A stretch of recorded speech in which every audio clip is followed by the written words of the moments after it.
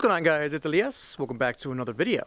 In today's video, we're going to be taking a closer look at the C8 Corvette, specifically the C8 Corvette's steering wheel. Now, the steering wheel in the C8 Corvette, it is a square steering wheel. So, is it a steering square? Let's call it a steering wheel, all right? It's been a source of some controversy for some owners and some prospective buyers of the C8. Some of the reviewers actually have said that they don't like it. They think it's a terrible idea. It doesn't fit with the interior, whatever. So what do I think of the square steering wheel? Well, let's go ahead and go inside, take a close look at the steering wheel, the buttons, the features, and really, do I hate it? Do I love it? Well, I'll let you know as soon as we cover it. Before we do, make sure to hit that like button if you like the video, if you like this type of content. And let me know in the comments, what do you think about the square steering wheel in the C8 Corvette? I'd like to chat. All right, let's go ahead and get started.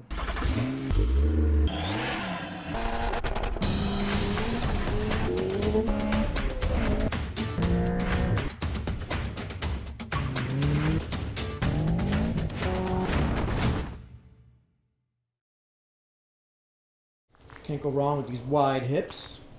Now usually I'd be doing a cold start here, but we're not going to start the car quite yet. We're going to talk about the steering wheel. So here we are, taking a look at the C8 Corvette steering wheel and all it's got to give. So I'm going to go from left to right on functionality. Not going to spend too much time. I think this has been covered enough before, but here on the left you got your cruise control buttons, you know, your sets. You could set it here, you could resume here, cancel it there, and turning it on is right there. Very simple. On the right here you'll have your cell phone controls, so you can pick up or hang up here. That's the button. There's also mutes music, so this is your mute button. It shows you right there. On and off, on and off. And this up here will turn on voice activation. I literally never use that button. Down here you'll have the unmarked buttons, because what they do depends on what's on the screen. So this changes function depending on what's on the screen. In the middle you have your horn button. And then down here you have your volume control. They don't work from the front, you gotta go from the back. And I'm gonna turn off the radio there again. And then here are music control buttons, radio control buttons. So fairly simple. You have the Z button right here. So this Z button turns on the Z mode, and you can customize your Z mode. And in the back you have your paddle shifters, right? Nice and simple. Some of my favorite parts of the steering wheel are, of course, the way it's stitched. So if you get red seats in the 1LT and the 2LT, you'll get red stitching and a little red marker right here. This is awesome. Now, if you're on a track, this helps you to see where your steering wheel angle is and things like that without actually looking down. It helps some people. Some people don't really care for it. I think it's a cool addition to it. And for those that love flat bottom steering wheels, this is a flat bottom steering wheel. It's also a flat top steering wheel. So I think most people are okay with flat bottom steering wheels. Actually, people prefer flat bottom steering wheels. It's something that most people enjoy in their sports cars. It makes it look sportier. Flat bottom steering wheels are there because your legs have to fit somewhere, right? And if the steering wheel was completely round, getting in and out will be kind of a pain. It kind of already is, but it's pretty good. So how do I like this steering wheel? Well, let's talk about that. So we've already gone through kind of the basics of the steering wheel itself. The most controversial part of it is, of course, that the top itself is flat, just like the bottom is. This is the first steering wheel I've ever seen with a flat top as well as a flat bottom on the steering wheel. And some of the detractors would say that the flat top is a little bit awkward, especially when you're turning the car left and right all the way. It kind of is, it's hard to get used to when you first do it. Now, after you do it about 5 to 10 times, it doesn't become a thing. I actually don't really pay attention to even how the shape is of the steering wheel at all. And it really seamlessly integrates into your driving style. So if you're worried about getting used to the steering wheel, I'd say don't really worry about it. I've only driven regular styled steering wheels, not even with a flat bottom, my entire driving career. I stepped into this, probably the 4th or 5th drive I got into it. Didn't even think about the steering wheel at all. No, it wasn't a thing in parking lots or any of those. Not a thing for me at all. So it didn't take any time at all for me to get used to. Some of the issues that people say is that if you're a flat bottom as you're turning, as I've said, and you may want to grab at what you think is the steering wheel, and you may miss where the steering wheel is if you're kind of moving it around. And yeah, I guess the first few times you do that, it is a little bit awkward, but it's not a safety issue. It's not really an issue at all. So why do I think that this is the right way to do it? Why do I think I actually like the way they did it? I do not hate it. I actually love it. I love the way the steering wheel is. It's because, first of all, this thing drives like a go-kart. As you guys know, the C8 Corvette steering is incredible, and the steering ratio on this car is very short, very tight. So you move the steering a few degrees left and right, and it moves around and turns in almost immediately. It's almost instant. It's actually really cool. And the flat bottom steering wheel, I think, adds to that a little bit, because you're kind of holding on to almost a F1 style steering wheel, where you kind of you move it a little bit, and it moves a lot, right? You move it a little bit, it's very precise, it's very accurate, it tells you exactly what it's going to do, and it's pretty awesome. The one thing I'll say about steering feel is that you don't really feel what the car is doing from the steering wheel like you used to be able to in older cars.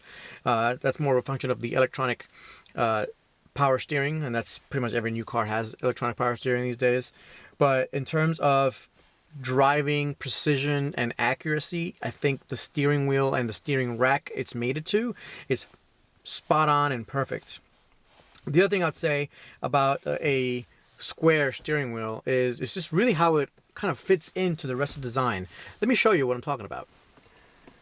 So if you're looking here, if this was round, it would not really fit in to the dashboard, and actually it would cover up the dashboard. Imagine this was rounded, right? So it'll be through here. You won't be able to see your trip computer if you're driving around. Similarly, if you're a little bit more focused on the left, you won't be able to see the left side of the dashboard either. And this is a pretty awesome dash, especially when when the car's on. Everything is very nicely modified. You can customize it however you want, and you definitely want to see the whole thing. It's one of the main reasons why designers added this functionality to it, because as you're driving along, even on the track, you're basically able to see the whole dashboard almost 100% of the time. Only when you're turning right or left a lot do you not see it. But you're only doing that on 90-degree turns as you're turning out of driveways or parking lots or onto side streets in neighborhoods, and you don't really need to see what's going on in the dashboard then. When you're sporty driving on a canyon road, however, you basically have this much degree of movement on the steering wheel before this part covers the dash. It's really awesome, really cool.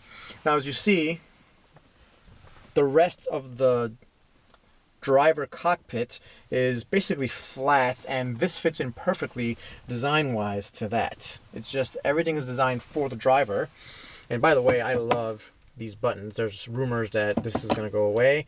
I hope it doesn't. I like it. I like that it's very driver focused. It's one of the main reasons why I bought this car. And it just really fits in to the car itself. I really do like the fact that this is flat top steering wheel and a flat bottom. And like I said before, the steering wheel on the bottom gives you plenty of room, plenty of space to move your legs around, move these things around. It really lends itself very well to getting in and out of the car. And the top aids in being able to see the dashboard and fitting into the rest of the driver cockpit, and being able to use this to great advantage. You turn the steering wheel a couple of degrees left and right, and you're basically driving the hell out of the car, and you're able to see all your vitals in your dash. So I love the steering wheel. What do you guys think? Again, let me know in the comments if you guys like the steering wheel or not.